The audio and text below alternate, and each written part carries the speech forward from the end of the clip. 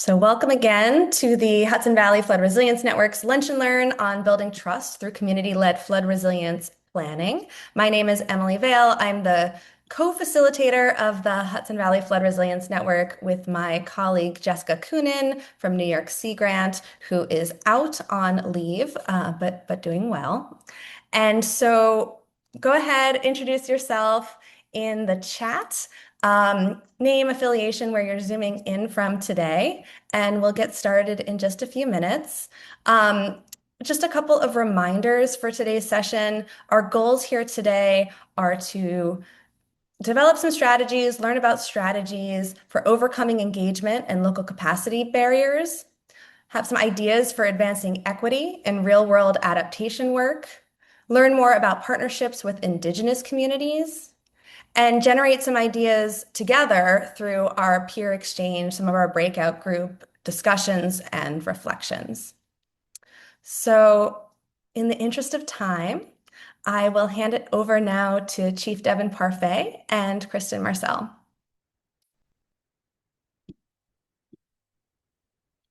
Hi, everyone. I'm Kristin Marcell. It's great to see some familiar faces joining. I am the director of something called the Climigration Network, and Chief and I have been working very closely together, and I'm going to hand it off to Chief to introduce himself. Hi, everybody. So thankful to be here with all of you great people who do amazing work all of the time. I wear a number of different hats. I'm the chief of my tribal community, the Grand Caillou Dulac Tribe, also known as the Grand Caillou Dulac Band of Biloxi, Chitimacha, Choctaw. I am also the vice chair of the Native American Commission and the Governor's Office of Indian Affairs in the state of Louisiana. Fun fact, the state of Louisiana has the largest number of state-recognized tribes in the entire country. You don't think about the Southeast having a huge tribal presence, but there definitely is one in Louisiana. I'm also board member of First Peoples Conservation Council, a coalition of tribal communities all working on conservation issues. And then, of course, I also have a day job working for the Environmental Defense Fund as a coastal resilience analyst, part of the Coast and Watersheds team, but now transitioning to be the flood resilience team at EDF. So very pertinent today. Excited to have you all here and share more in just a little bit. Thanks so much, Chief. And I'm the director of the Climigration Network. We partner with communities and tribes across the country who are responding to climate displacement and toxic pollution. I'm going to walk through some commitments for our conversation. We have a lot of content that we're excited to share with you, but we want to make sure that we're doing that in a respectful way. So our commitments are to listen respectfully and share concerns with care, respect, and the goal of helping each other learn, to accept responsibility to apply what we learn and correct misinformation we may have held, respect that no one is able or expected to speak for their whole culture, race, gender, or other identity group, honor personal stories and sharings by not repeating them without permission, to share responsibility for including everyone in the discussion. So if you're sharing a lot, you may step back. If you're sharing a little, you may step forward. And then feel free to ask questions. This is a place to learn and get to know each other, and we can be a resource to each other. So very excited for the opportunity to share with you today. And I think our next step will be to do some introductions with one another in some small breakout conversations. We're hoping that I'm going to put some questions in the chat, and this is an opportunity for you to be thinking about what partnership means to you, and how that might mean maybe changing some of the practices that you're working on locally. And so we're hoping that we'll be able to kind of share some ideas, both from the experience that Chief has had in leading this work locally, but also an opportunity to learn from all of you. And so this first piece of the agenda is to allow you to have some conversations with each other, share where home is, and that may be where you live, it may be where you work, about what feels like home to you, and then to talk about maybe some of the challenges you have had engaging residents in resilience planning locally. I'm going to put these questions in the chat, and then Maggie is going to move us into breakout rooms. Well, I hope everyone had a wonderful opportunity to say hello on this Thursday afternoon to each other. We are, and that you got a chance maybe to share a little bit about what might be challenging as you're looking to move some aspect of planning or resilience planning forward in your work in the Hudson Valley. Our next portion of the agenda is going to be a story share. So Chief Devon Parfait from the Grand Caillou Dulac Tribe is here, and we've been partnering on a resilience planning project in coastal Louisiana. And so we would love, Chief, for you to share a little bit about the background of the Grand Caillou Dulac Tribe and the work that you've done and how you're seeing the work now and going forward, and how you've partnered with residents in that process. Thank you, Kristin. Kristin knows that I'm a certified yapper, so I'm timing myself, and I'm going to try and keep it to 10 minutes because I tend to like to talk to people. So hi, everybody. Chief Devon. I gave my intro a little bit earlier, and I wanted to start with the name of the tribe because it is so long. Just to speak to a little bit about our history, the Grand Caillou Dulac Band of Biloxi, Chitimacha, Choctaw. And to ground our conversation in a sense of place, I'm just going to share my screen a little bit, or not my screen. Sorry, I'm going to share my my window here. So just to ground us, I'm in Louisiana currently, which is here on the map. And you can see that this delta has protruded all the way across the historic shoreline here. The tributary system of the Mississippi in Louisiana extends all throughout the continental United States. And so we end up with a lot of your sediment here in Louisiana. And so I'm here based in the West Bank, just south of New Orleans. My story is inherently a story of displacement. My community is here in the Grand Caillou Dulac area, but I had moved away a couple of different times across the state of Louisiana, up here at one point, then I moved up here, and then I moved a couple of different times down here, always staying with my family.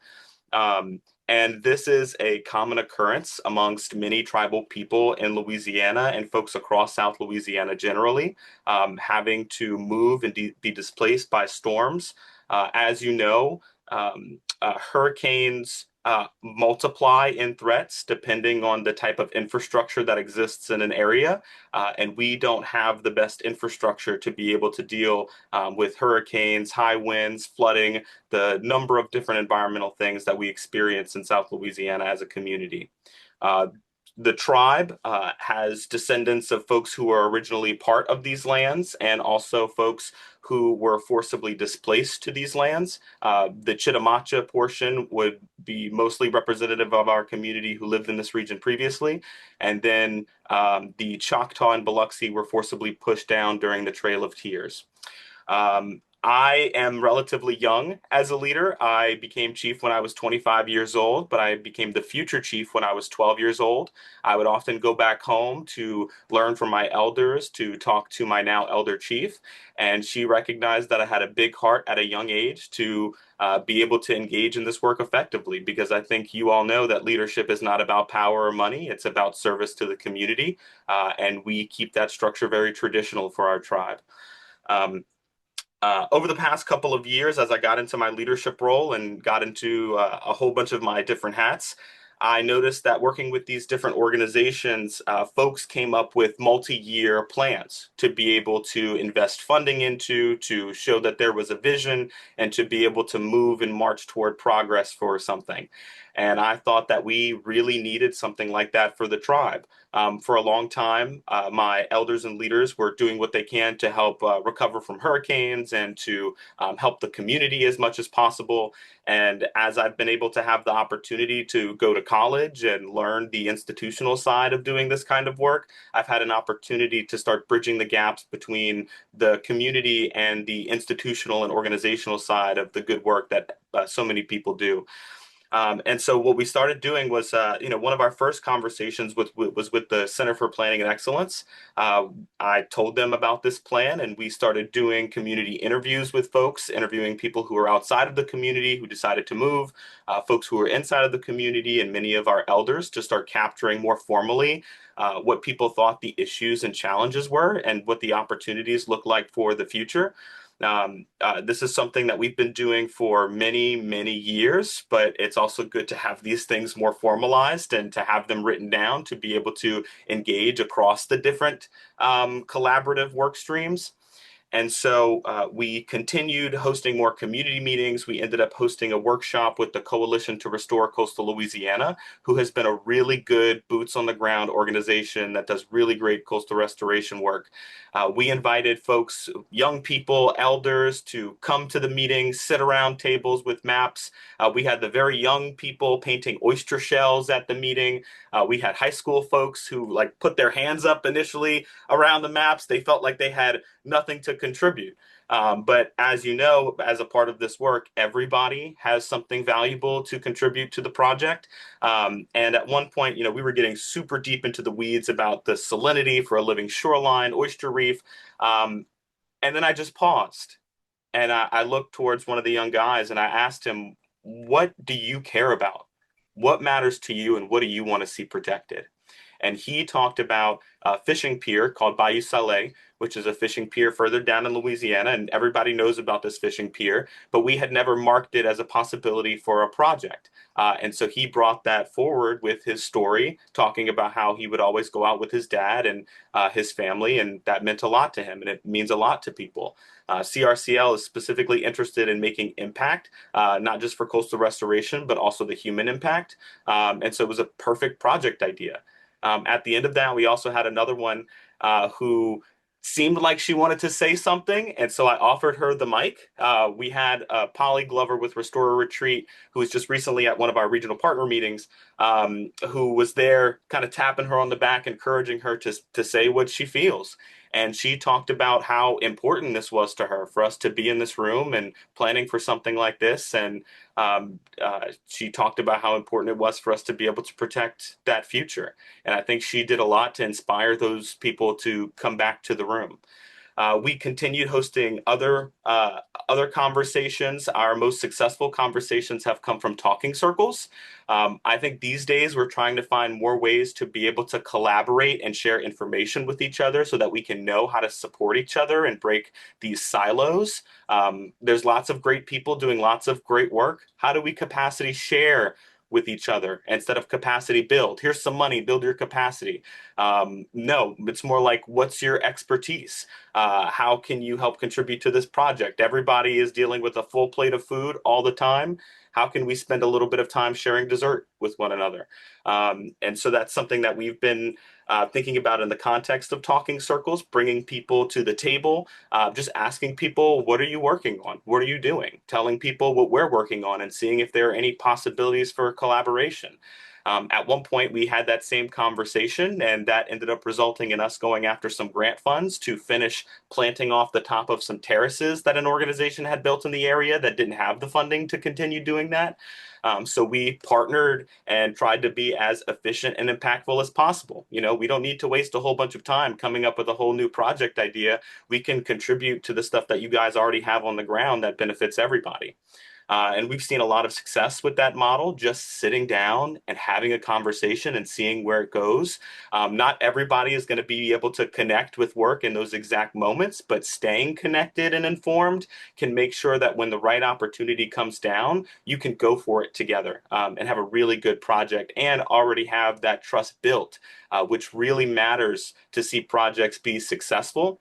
I've seen it just in my short time and from the histories that I've seen that oftentimes we tend to make these big investments in these big projects, but they don't come from the community up. The community doesn't feel like they've been a part of that process as wholly and fully as possible. Somebody has come up with the idea and imposed it on the community.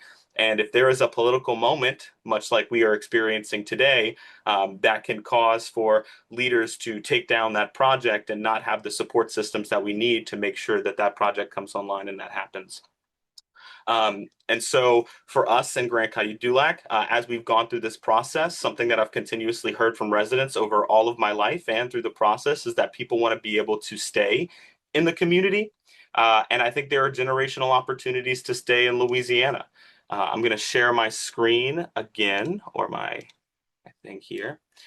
You can see here, just as a quick background, Louisiana was levied off in 1927 by the Army Corps after the 1927 flood, where they recognized that this leveeing is going to prevent fresh water and sediment from getting to the marshes and that it would be a problem for future generations.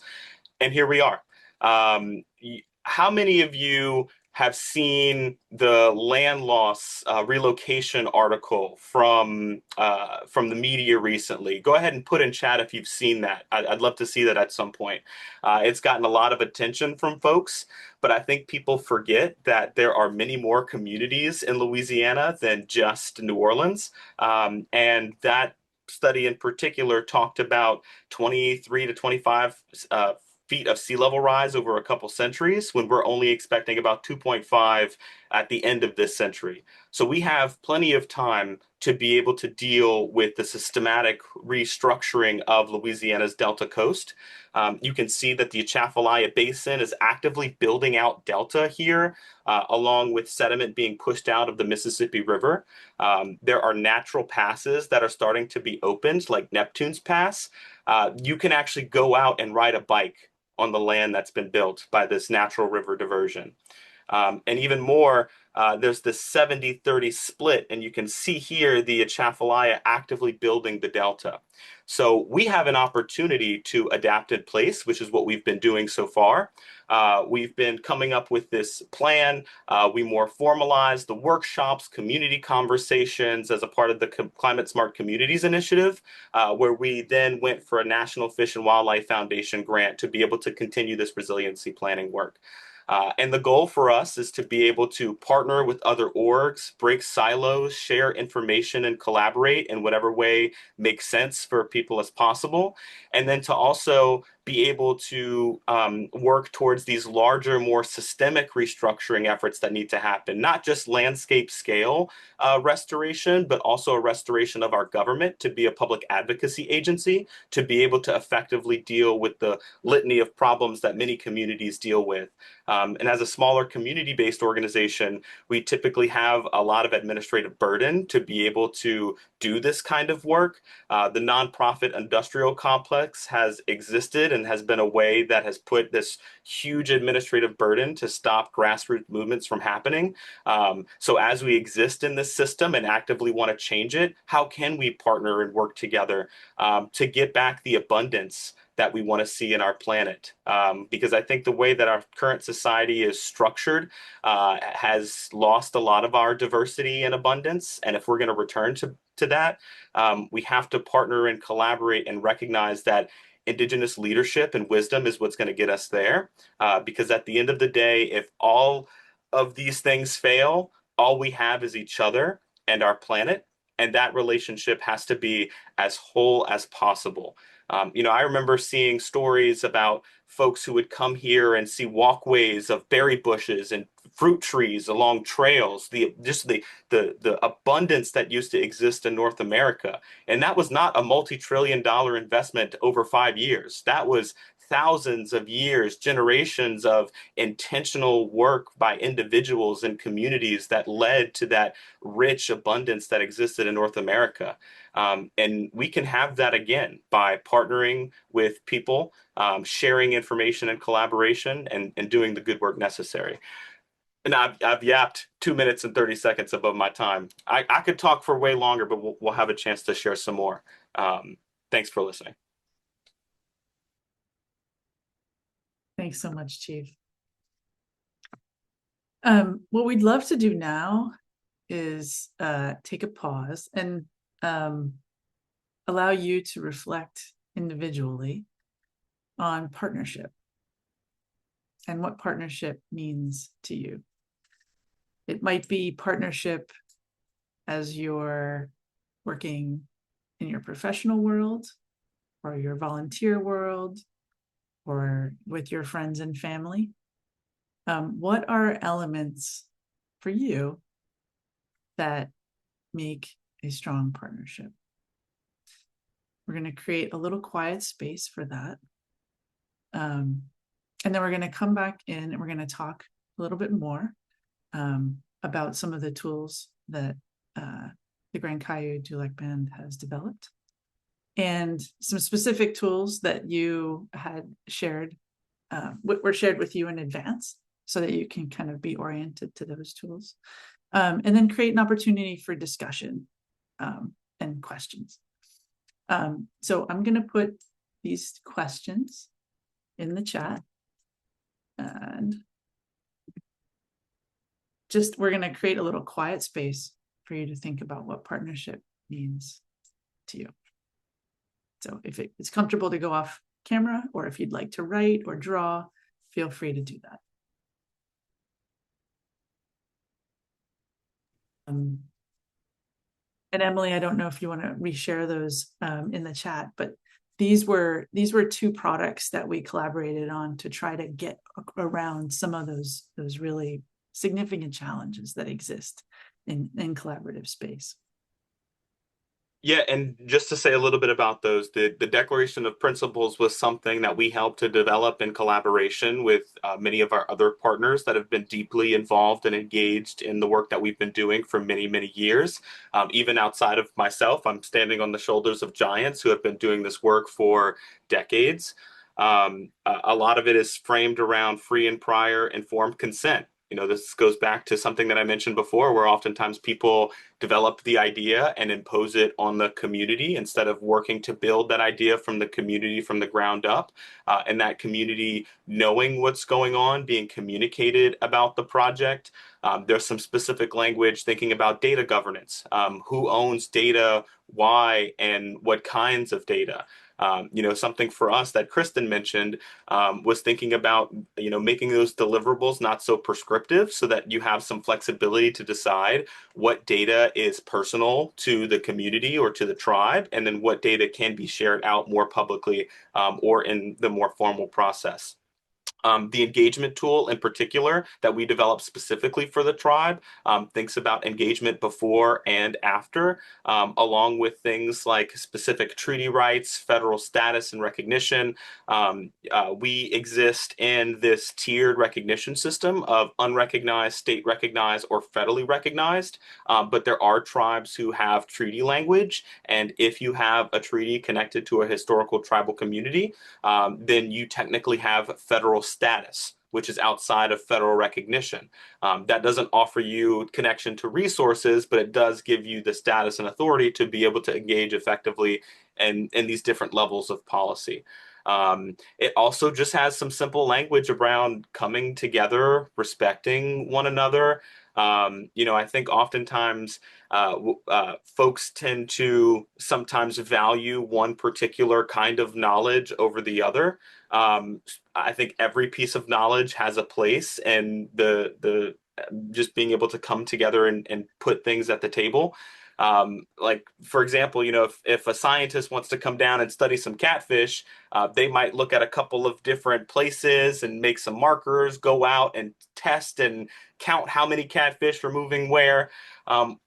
Or you could also ask a fisherman who fishes those routes every single day and knows exactly where those catfish are moving. He might not tell you his super secret fishing spot, but he'll tell you generally where those catfish are moving, and it makes the data more whole overall. So thinking about, like, how do we make some more of these harder and more challenging decisions will require us to be able to build trust effectively, to engage effectively before, during, and after any kind of project, or even just collaborating and communicating generally. And then being able to move towards making those more context-specific decisions that require a good, robust data set, which means leveraging the institutional expertise as well as the lived generational experience of the folks in community there. So if those things are at all helpful, they're yours now. Yeah, so these resources were developed in partnership. People who have been partnering with the Grand Caillou Dulac Band for a long time. kind of seeing the need for these kinds of structures or this language to be clearly articulated. And we, since we've been able to learn from the ways of working down in coastal Louisiana and see these models, we've adopted them for our network. And, we are a nonprofit, so we have some flexibility there. But for something like contracting, moving forward, all of our contracts now that are done with Indigenous communities incorporate this model declaration of principles content, so that folks know that we're really going to be holding people accountable within the partnership on these different elements that are outlined there. And the Indigenous engagement toolkit, Chief sharing, just like there's a long history of challenges between government and nonprofit, and how tribes are moving in that space and doing planning work. And so by creating a resource, this was, something that came out of a community of practice that we host at the Climigration Network, and was led by the Grand Caillou Dulac Band, to basically create a resource that could allow folks who maybe don't have as much experience partnering with Indigenous communities, understand what it could look like, how to, act and operate in that space. But also, wanting to create space for people to ask questions, and get to, understand in real time what that kind of partnership might look like. And I'll just say quickly, because I think it's about, I think we are all learning as a society to grapple with what we've been given and how we move forward. And there is a whole bunch of young people who are also getting activated and motivated and need to learn from folks who have been engaged in communities, with organizations, in these professional spaces, so that they know and understand how to engage as fully and wholly as possible, so that we can start to get towards that more collaborative and connected future that I think we all want to get to. So, and just a quick technical note, if you can't access files that I put into the chat, the PDFs of the two resources that Kristin and Chief Devon are talking about, we'll be sending a follow-up. They were also in the registration confirmation, so you can take a close look. And I know that some of you are actively partnering with tribal communities and Indigenous communities right now, where these might be really directly useful. And we also encourage you to think about some of these principles for other kinds of groups that you might be partnering with. Local community organizations, residents, grassroots orgs, advocacy groups that might also not have some of the formal structures around nonprofits or government agencies or so on. But it's so important to make sure that you're on the same page and moving at the speed of trust, like someone put into the chat. So just wanted to add that technical note. Yes, and thank you so much for that. It's something. We often make assumptions about the kind of elements that are in these documents. We often make assumptions about them without asking questions. And so this just creates an opportunity for people to create conversation around it. And Chief has actually requested that we read the Declaration of Principles aloud at least once or twice a year to the entire project team, planning contractors, government staff, and residents, and tribal members who are participating in the project, so that everyone can kind of think about where we are in the project and what these statements mean to us where we are in the project at that moment. It just creates a really nice reflection point. But I would love for us to create some space for all of you to ask questions that you might have. I think, Chief, you've shared you're open to any kinds of questions. Whether about your history, anything, about Louisiana, about partnership, about these models, about challenges you might be facing as you're thinking about how to create partnerships locally. And so we would love to create that space now.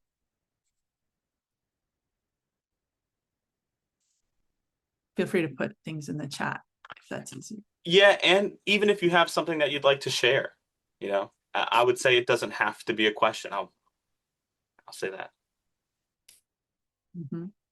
Yeah, it could be an experience you have leading partnership. Mm-hmm.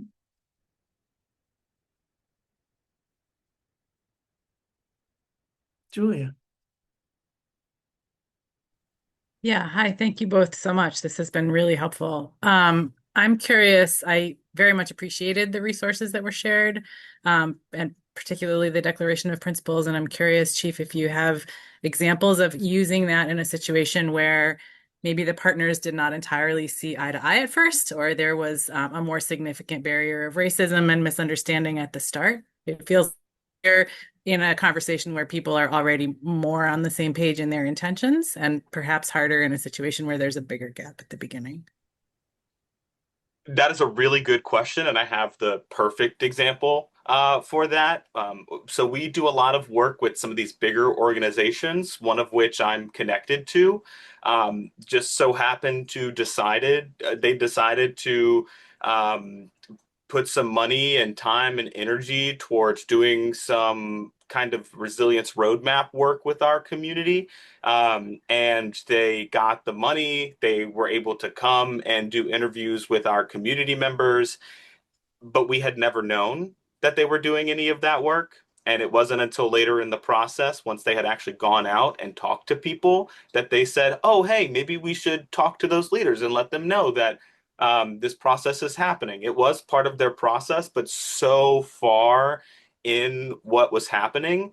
And at that same time, I was actively going for funds to do resiliency planning. And so we could have partnered, we could have collaborated, we could have gone after money together, made the work more whole, had them contributing more to the work that we were doing. Um, when people found out, it broke a lot of trust with that organization and what was happening. That was something that I had to manage and figure out because, at the end of the day, we do need resources to be able to move things forward. And what they were thinking was not too far out of line where we were. So the other partner who was a part of that and helping to partner with the big org, we worked together and I had him sign the Declaration of Principles. We had the conversation. There was a confusion between a separation of the Dulac community and the Grand Caillou Dulac Tribe. We have a United States Census area that layers over the entire region, which we claim responsibility for. And so there was some confusion about like the distinction between the community and the tribe, because we also serve all of the community, not just tribal people, recognizing that we are an amalgamation of many different kinds of folks all across the region. And so we were able to work through that and use the Declaration of Principles to have that conversation. And since then, we've been doing some really good work together, and he's been able to get me 10 students who's working with me this summer at the Columbia Environmental School and also a school in California. So we were able to take a super shaky, kind of like, ugh, this is not really that good project into something that is really worthwhile. And that big org has also provided us resources to make sure that those students can come down and actually visit and put their toes in the soil of Louisiana and get on a boat and do all the things that you need to do to understand the context of the place. So the Declaration of Principles was really helpful for that, just to prompt that more intentional conversation that was needed to move forward. Thank you so Great much, question. Julia. Yes. We have a question here from Jessica. We need more Indigenous wisdom and environmental work here and partners in the Hudson Valley. But there's not a strong physical Indigenous presence here. Do you have any suggestions on how to integrate Indigenous wisdom in our work, or how to build relationships with displaced Native communities? That's a great question. I think it depends on what relationships and connections might already exist from folks there. And if there are none, just reaching out, lots of Native folks are really busy and wearing multiple hats all the time. So you don't always hear. And sometimes you know, I tell people that I like to be annoyed. Like, send me a couple emails and like reminders. I'm cool with that. Not everybody is. But also people have so many emails all the time. So like an email or two or three is always really helpful. I'll say that there are lots of good available documentation, information, studies. Some people like to engage with the written work. Some people like to engage with the communicative work. So depending on what you like to do, there are lots of options.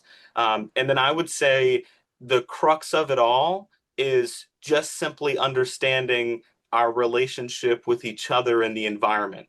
being able to understand as you go about your work, what am I doing as a part of this that is investing in people in place? And what am I doing to help move the needle forward in some way? That isn't always possible in every project and every piece of work that we're working on, but having that perspective and continually moving toward that vision of abundance and connection is what's going to help bring you to Indigenous wisdom.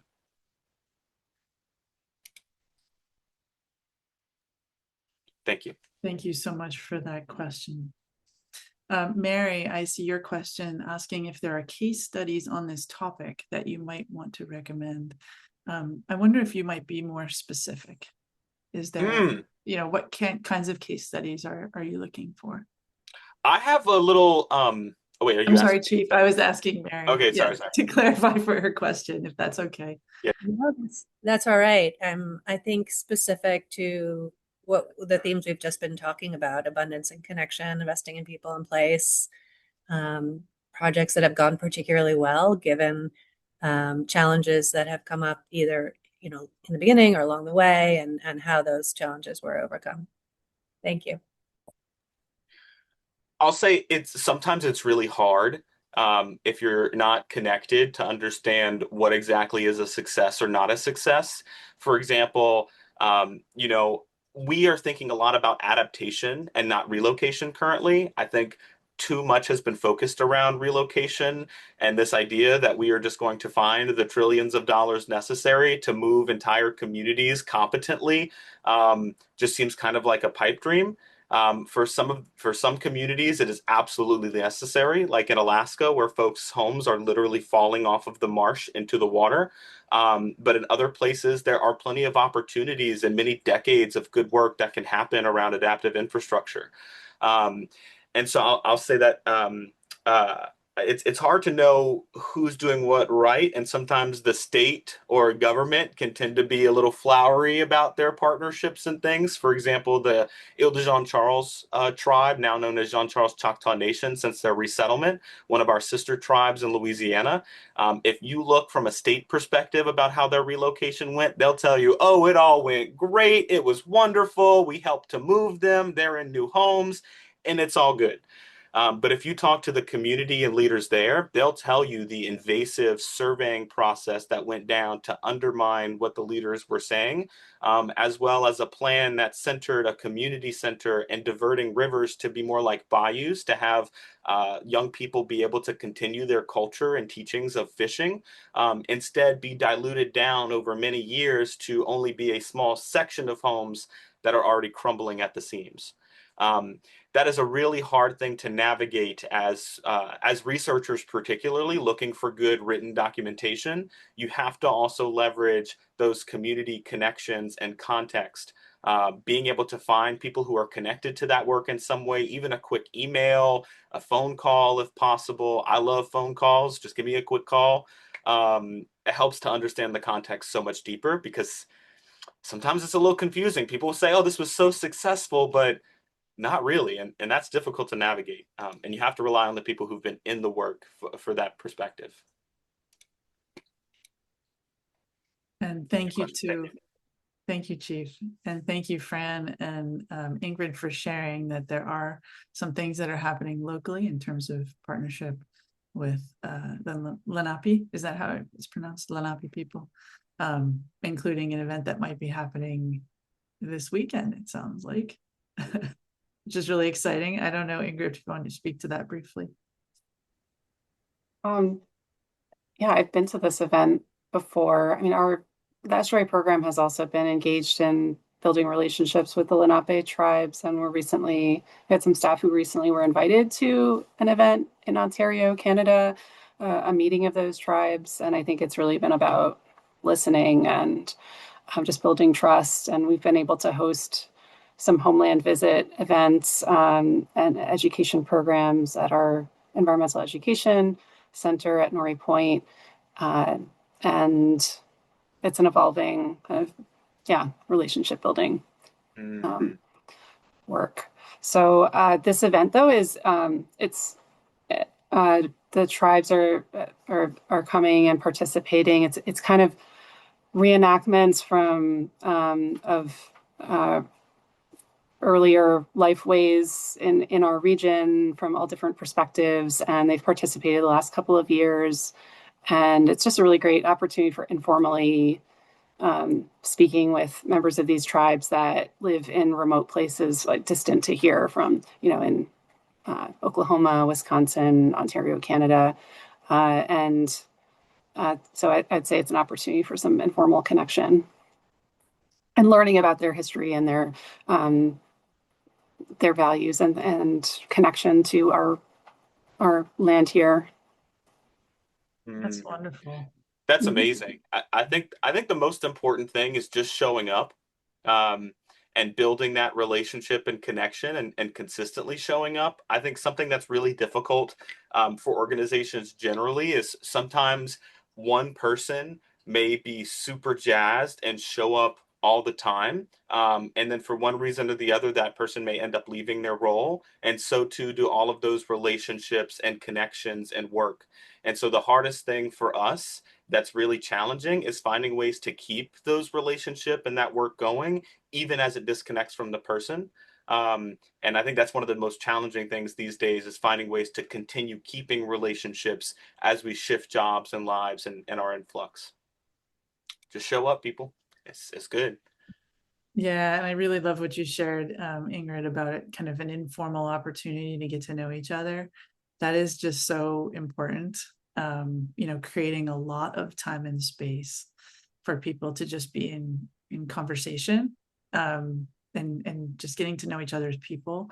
That the meeting that was hosted earlier this week was very much about like lots of food and an abundance of food, Louisiana food, and an opportunity for people to just spend time in conversation, like a whole half an hour of just space for residents to talk to local nonprofits and government staff who were there, just as people getting to know each other. And so I just really appreciated that call out.